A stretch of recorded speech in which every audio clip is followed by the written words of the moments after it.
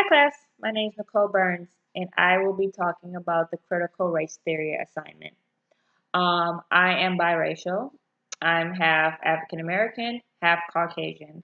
My father is Caucasian and my mother is African American. For a few years, I lived with my father in a predominantly white area. I went to an all white school. During elementary school, I wasn't familiar with race. I didn't think I was different. Nobody told me I was different. The first time I encountered racism and knew that I was different was when I met my friend's stepfather. My friend is Caucasian, and she was just transitioning back to living with her mother after being in foster care for a while. And one day I went to her home, and her stepfather said, "I don't want that black nigger in my house." And I was told to leave. And I didn't know exactly what that meant, but I knew it wasn't something nice. I would say that was my first time that I realized that I was different, that I looked different. Um, and when I hit high school, I began living with my African American side. I lived there a little bit before high school, um, but I went to an all black school. I lived in an all black neighborhood. Um, I was raised on African American traditions.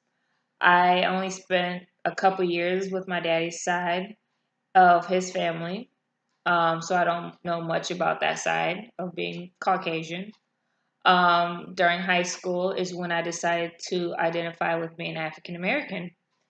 Um, I don't feel guilty that I chose to identify as being African American. I like being biracial. Um, I just felt like I had a closer connection with being African American. Growing up, learning about being Caucasian and the history of being Caucasian and all the history, I felt ashamed to be white. Um, all the negativity that I heard about slavery and Europeans, things like that, it didn't make me want to identify with that side. So I always identify with being African American. Moving on to institutionalized racism. Have I ever I have I ever experienced racism in the workplace? I would say yes.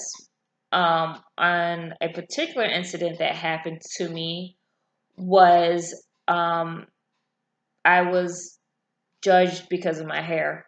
I worked in a company where everybody knew that I did hair. Everybody knew I wore braids before transitioning to my locks. Every week I have a different hairstyle. I felt like they were very professional. I never did a bunch of different colors, anything like that. But I did wear a lot of braids because of the heat. Um, I remember one day we got a new supervisor and she pulled me aside and asked me if I could cut my braids. At that time, I was about 18 or 19. So during the Erickson stage, I probably was in the stage of identity versus role confusion between intimacy versus isolation. I was young, I was 18, 19. Um, and when she told me, could I cut my braids, she said because they didn't look professional. And I didn't know what she meant by didn't look professional because I've always had braids. I've always wanted to work with braids. Everybody knew that was something that I wore. Um, she tried to explain and tell me that they were too long and they were a hazard in the workplace. So I explained to her, I've always wore my hair like this. I've always wear it up. I make sure it's covered. Um, but she told me if I didn't cut my braids, I would have to leave. Um, so at that time, I was so eager to have a job that I didn't do any pushback. So instead of cutting my braids, I braided it and I put it in a tight bun, and she was okay with that. But now looking back, I definitely experienced racism because of my hair. Um, because the other women that were working with me were white and they had long hair. No, they didn't have braids, but their hair was just as long as my braids were. And they weren't asked to cut their hair or do any difference with their hair than I did.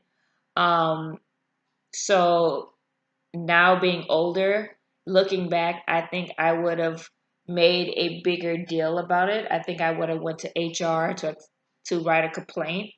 But like I said, back then I was young. I was eager to have a job, and at that point I would have done anything to keep my job. But yes, that was my first time dealing with institutionalized racism. Well, I hope everybody enjoyed this video and hope to hear everybody else's story. Thank you.